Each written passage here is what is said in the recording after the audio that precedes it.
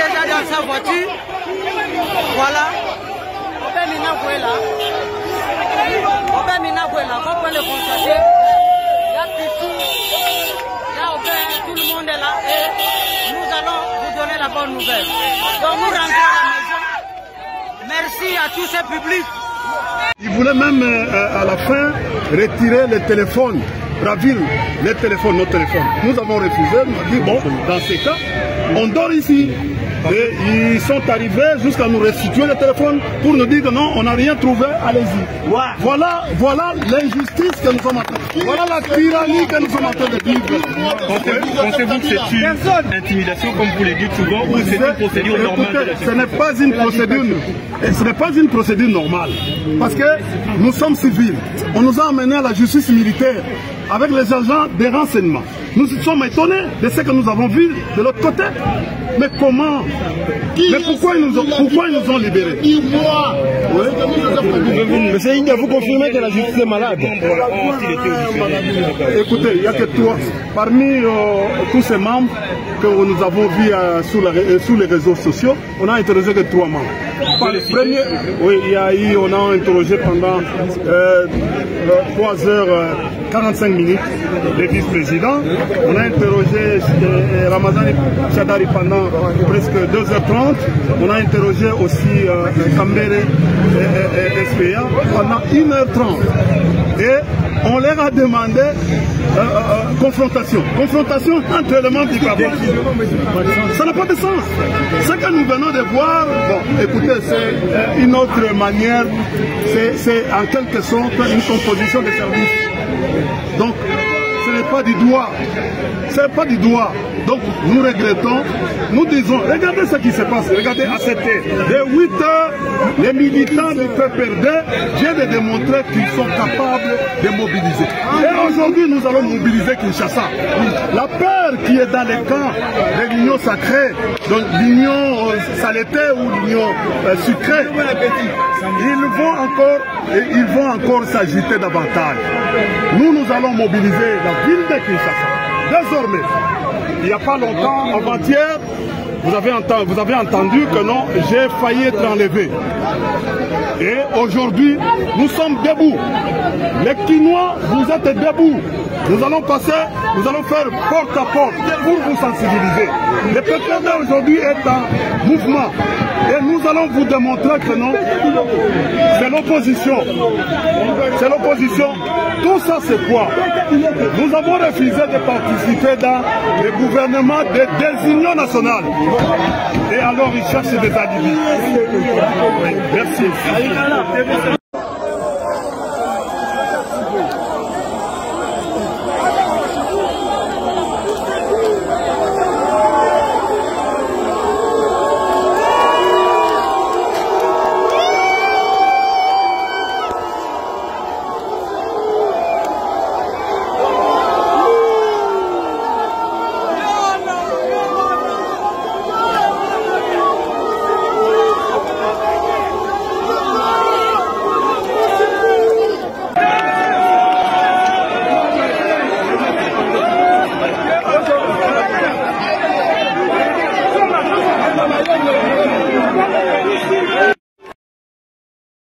Parti du peuple pour la reconstruction et la démocratie PPRD, parti porte-étendard, cher à son excellence Joseph Kabila Kabange, sénateur à vie et président honoraire de la RDC, père de la démocratie et de l'alternance pacifique et modèle de la résistance en RDC, à qui nous rendons un vibrant hommage.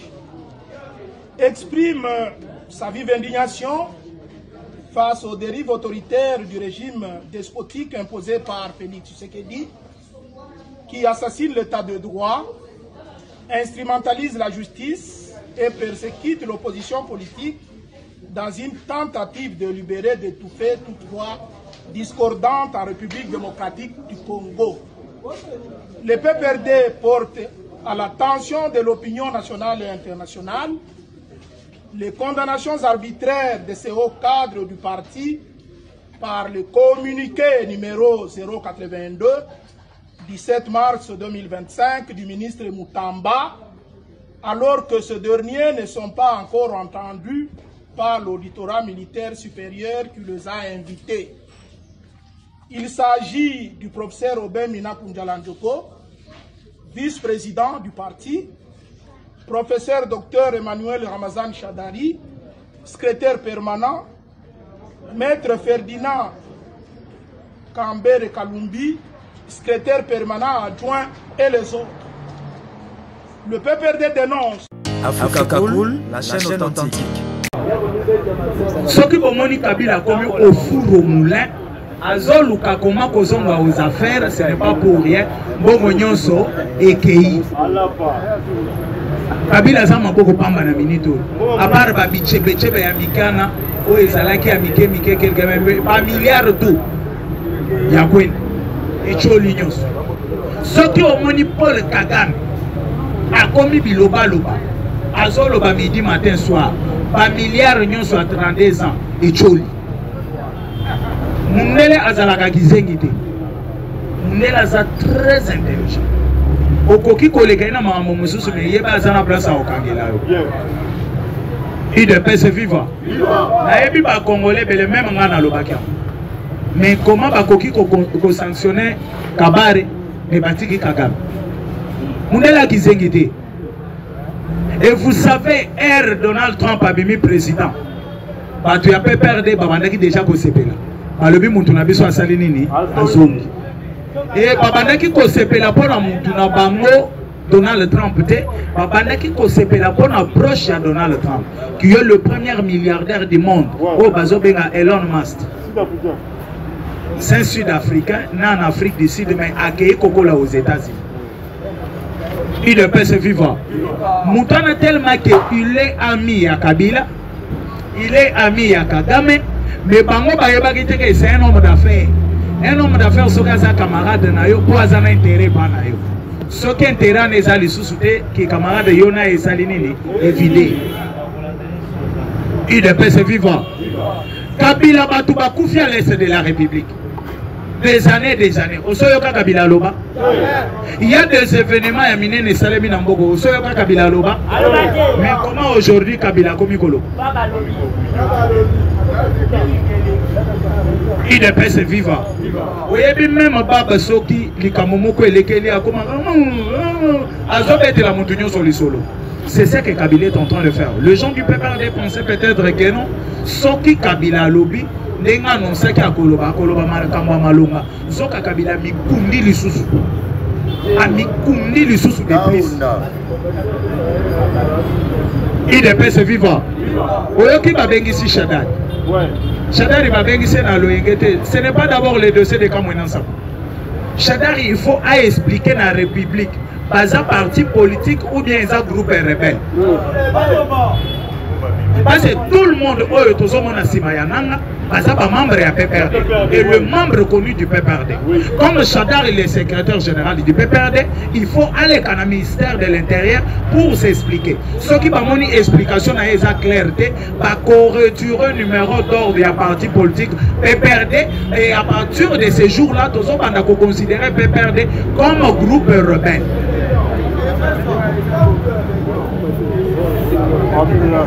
IDPS vivant.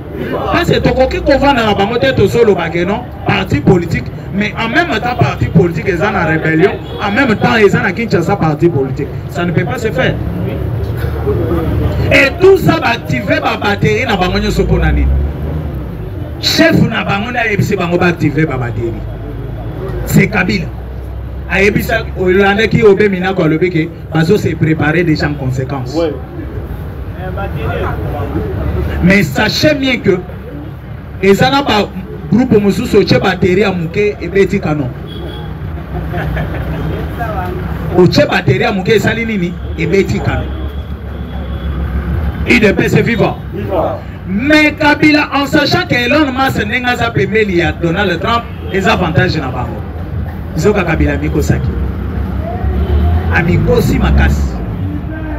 Et Naïbisa Kibino ce jour-là, il y a 2 jours passés, il faut d'abord savoir les relations entre Kabila Kagame, Kabila Kabare, Kabare Kagame. Baton a mis ça tout ce qu'il y a des relations à Bango. okosala débat nayebisaki bino professeur Ngoyimuke na loba clair que l'identité Kabila Zanango bango nde bato bapesaka ye. Et aujourd'hui on les confirme à partir de Maloba ya Kabila. On a tué les gens à l'est de la République. Kabila comme ancien président de ces pays mais à ce le côté. IDPS vivant. IDPS vivant. Néomoni Kabila sikoyo mundela landeli. Elon Musk ayebisi Trump. Tozo lukambongo na biso ebebi na Ukraine ebele. Metala mbongo ndenge ezotelengana ya Kabila na ya Kagame. Yango ezotelengana. Bongo na biso nyonso eke na Ukraine tosala nini to récupérer.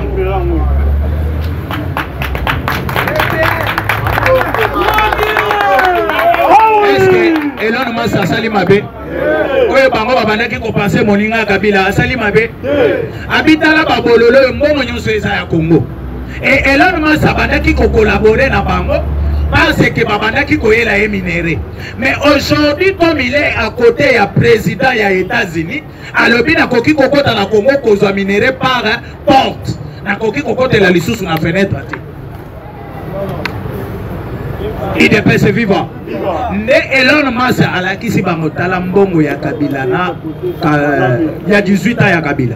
Ya 32 ans ya Kagame. Nyonso eza na compte ya James Kabari. Et vous se posez question bako kanga ba compte ya Kabari sur base de quoi? Kabari a fait quoi? Kabari c'est un soldat azo exécuté kaka wo bazo lobana ye. James Kabare aza neveu ya Paul Kagame. James Kabare aza oncle ya Kabila. C'est James Kabare mutazaki Kabila tchena Congo salawana. Mais bango mibale Kabila na Kagame en sachant bien que tozana ba contentieux na ba pays oyo to diriger tokoki ko bomba ba bien na ba compte na bisoté. Même aujourd'hui, il y a des lois qui bakangi aux salaki ancien président, premier ministre et consort. Bako saisir même ba compte ya bana na yo. Nde moni ba compte ya bana ya Kagame basali nini ba bloqué. IDPS vivant. Ne batali sikoyo ba momi balé. Donc koko na ye basololi babi ndenge biso mi balé toza ba président. Oya lobi topesa oncle, oya lobi topesa neve nanga. Bazui basali nini, bachene compte ya Kabare. C'est Kabare qui gérait tous les biens de Kabila et Kagame aux États-Unis d'Amérique. La lobi mabe. Ne mundele alandeli sikoyo asali banquette. Mutayela biso système à banquette ya mundele. Mutayela biso renseignement eza mundele. Alandeli a retrouvé que non. Biloko ya Kabila na Kagame eza awa. Et là non ça salela mosiko motema mabe. Alobi je suis l'homme le plus riche du monde, le premier milliardaire du monde. Comment Kabila alekinga na mbongo? Comment Kagame alekinga na mbongo? Donc nous sommes les plus riches. Il faut tout récupérer bambongo na bangande.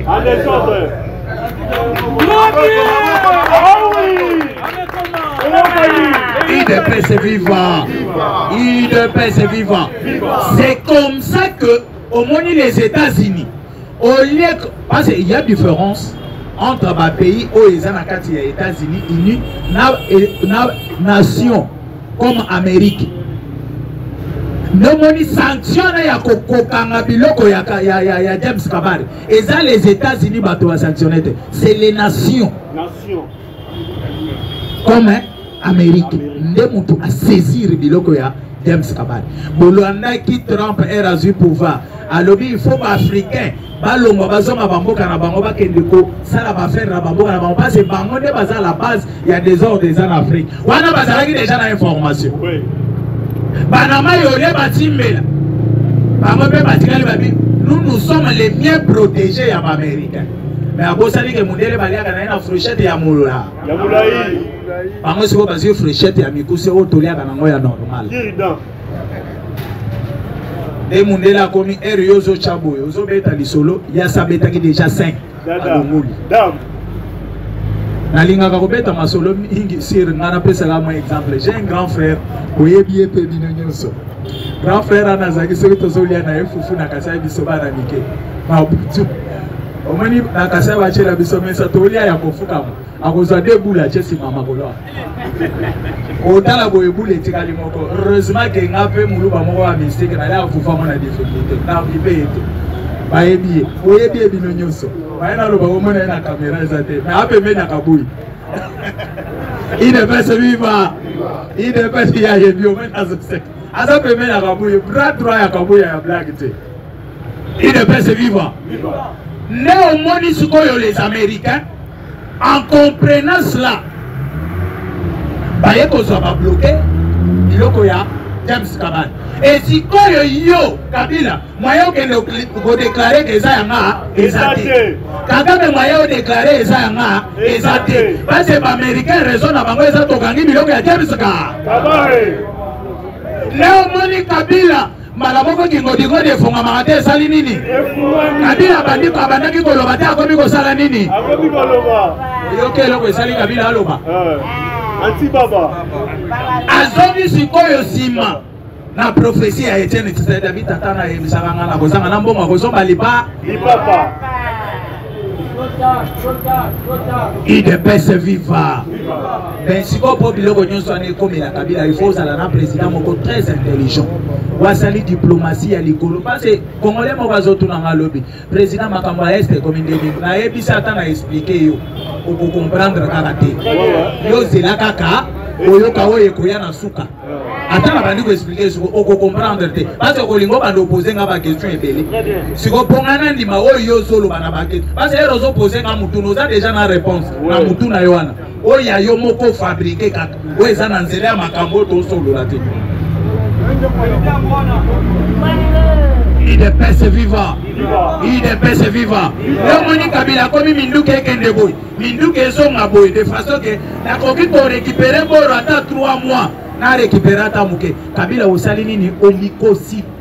Sachez bien que nenge bandi ko silana. Si okozanga tina $100, okosenga $100 repastani. Kabila goya ko être diplomatie pananga. Akoma boka ça. Akosala diplomatie pana ngai.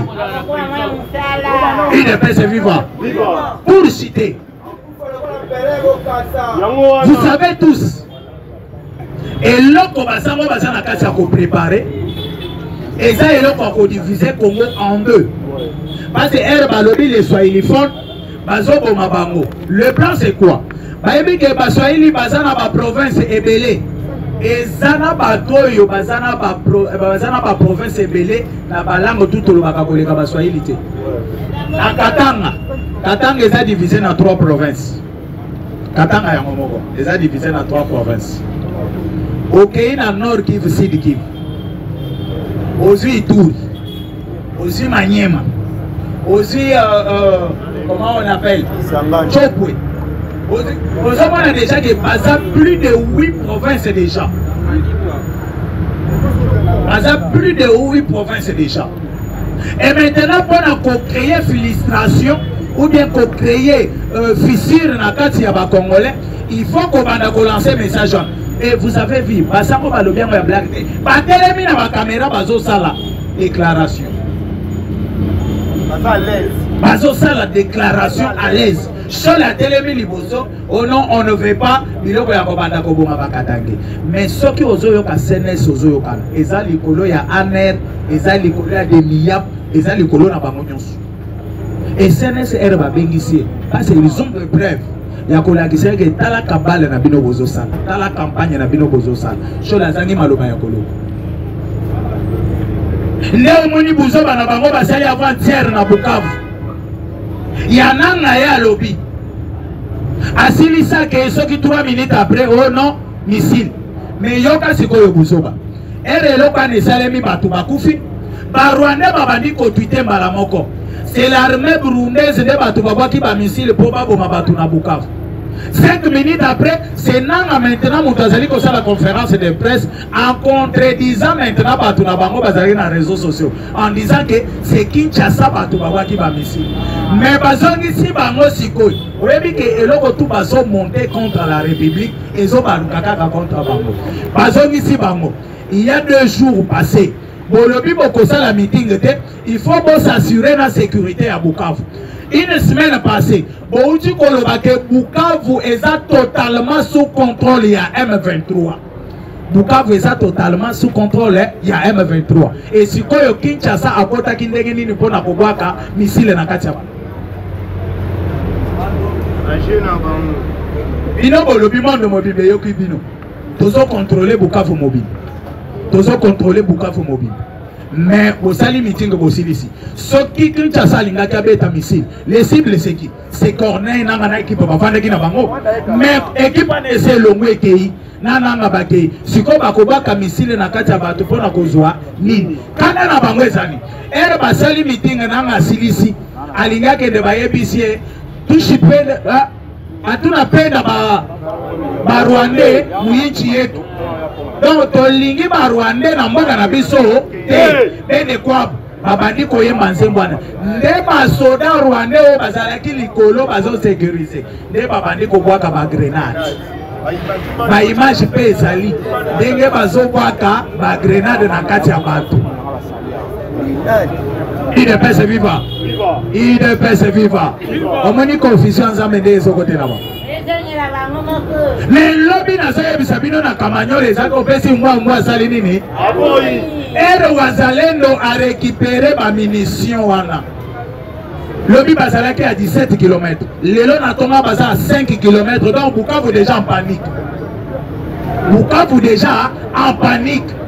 Parce que wazalendo abandaki ko déclarer ni munitions. Wazalendo munitions yangoi. Wazalendo minduki yangoi. Siko tolingi to mona force na. Ne wazalendo alobi na zola kisabino. Abandi d'abord na Kamanyole bipembe ya Rwanda moyeto konte na Kamanyole za. Et ebele ba capturer bango. Bakangi ba Rwanda ebele. Oyebi pourquoi Kagame boye ko kenda ngola. Oyeba ka pona ni. Oyeba ka te. Le 15 décembre, le chef de l'État qui est Nangola, ba Congolais, ba Bololé netingai. Oh, Moni Kagame ndenga beti Tshisekedi du 12. Le chef de l'État Zalaki ba Rwandais tout au Kamaka.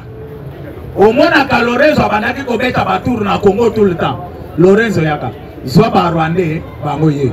Lorenzo comme médiateur. Ce qui a zongi pena ba Rwandais panae Kagame salanini yaka. Soit ba Rwandais na obakangaki na Congo ba moye. Ne Kagame yeko raisonner ko kende na Angola na négociation. Et d'ailleurs mutu azali ko sali sabiso négociation. Aza témoin oculaire ya makambo na sali na Congo siko na Angola na kokende ko sala. Je dis je vous remercie. Merci. Azako tapé ina luté mi de la miyashu muto clôturer. Pe ko bete na miyashu maboko, ko bete na miyashu maboko. Miyashu muto clôturer. Le conservateur du pouvoir. Le conservateur du pouvoir. Le guerrier parlementaire debout. Le gardien du temple. Gangabas. Le babas.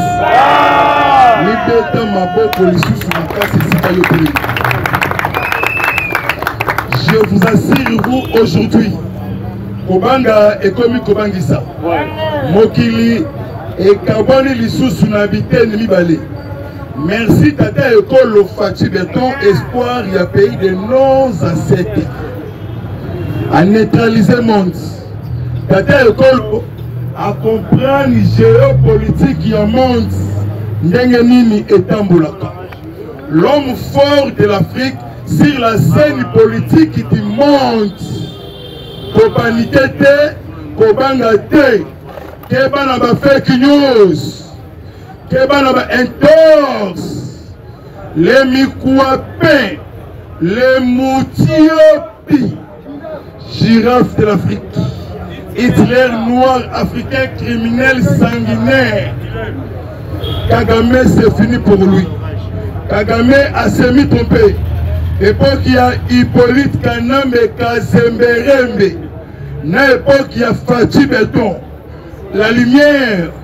Le meilleur des meilleurs, un air de colonisation, va semi-tromper sans le savoir.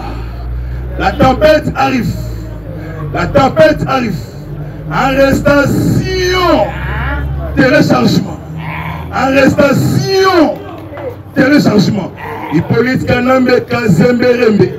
Mwana ya Marceline Mukamukushi. Ndeko ya Anna Katupor. Samoura Anne. Alias Jeannette Kabila. Batombe. Bakwe. Tshisekedi roi na kata wa Mukongo. Tshisekedi a neutralisé Mokili. Mokili est paniqué. Le 12 octobre 1951, prophète Simon Kimbangu alobaki écoutez Yamine, écoutez Yasuka.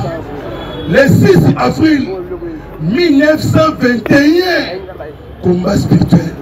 Le papa Simon Kimbangu, pour votre information, et à Keranger, il y a investigation. Il y a chou,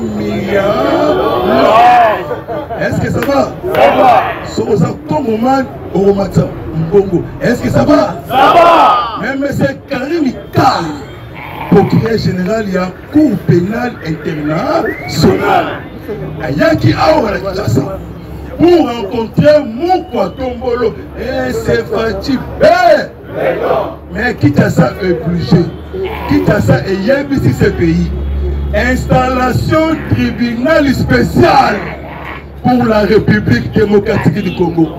Tozongi Simon Mouké, prophète politique, héros national, non plus que vivant. Africa Cool, la chaîne authentique. Tout le monde est à certifié. Lombo Tshisekedi a changé l'Ibeko Mboka.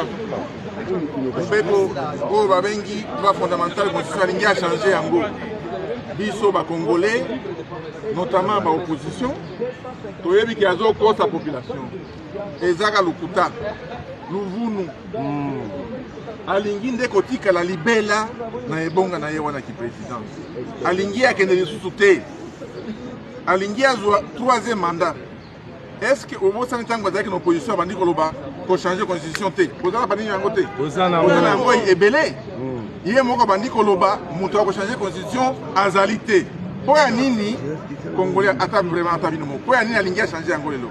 Objectif naie atika la libela pour les kata Mobutu atika la libela 7 ans fois 3 fois 4 fois 5 yango tolobi to boyi yango to boyi makambo wana biso constitution ezali wana yende moto il faut que changer na voie légale notamment élection ce qui est na 28 afanda pas trop tout bakota wana mboka oyo eza ya biso nyonso eza ya mutu moko te eza ya tebi moko te eza ya bakongolais nyonso ozala moswahili ozala mungala ozala muluba ozala mukongo kongo eza ya biso nyonso. Donc lokola FCC avandaki kimia lelo tomoni kolinda mabe FCC avandaki kimia abandaki ko annoncer makambo na biso ake à partir de Mikolo Ekoya, action ya terrain, action citoyenne, action légale. Donc ça yango na kimia pacifiquement pour tout simplement dire non au changement de la constitution. Africa cool, et abena cool, Africa cool, abena cool, le quoi cool matopi. Après toujours,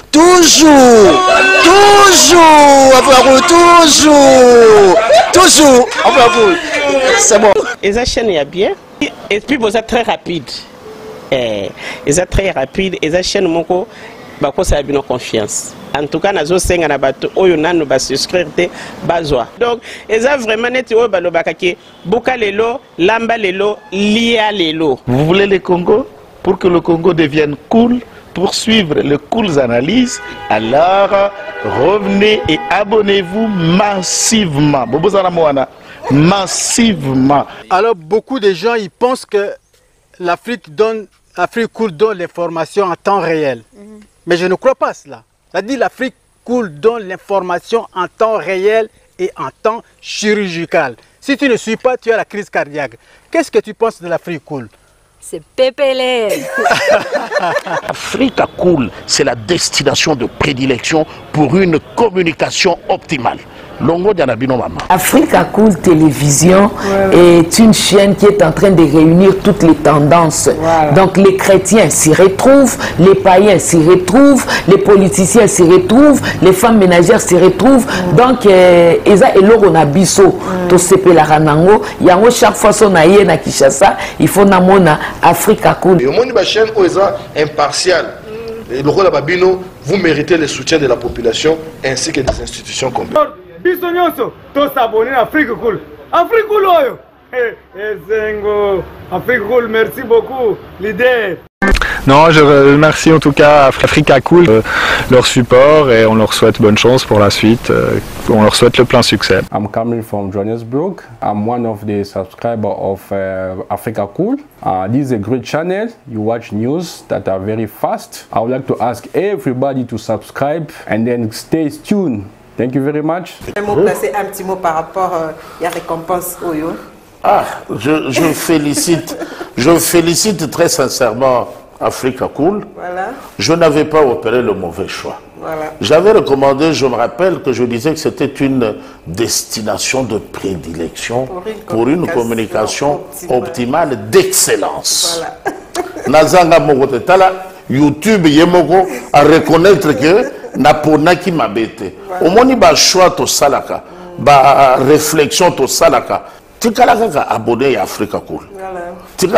Comme ça, tu partages. Bravo Africa Cool. Merci beaucoup. Bravo Bino. Tu s'abonner parce que trophée Ezali à Bino, Ezali partagé. Voilà. Moi, je me sens aussi copropriétaire. Il y a prix Oyo. Voilà. Bravo Africa Cool. Merci beaucoup.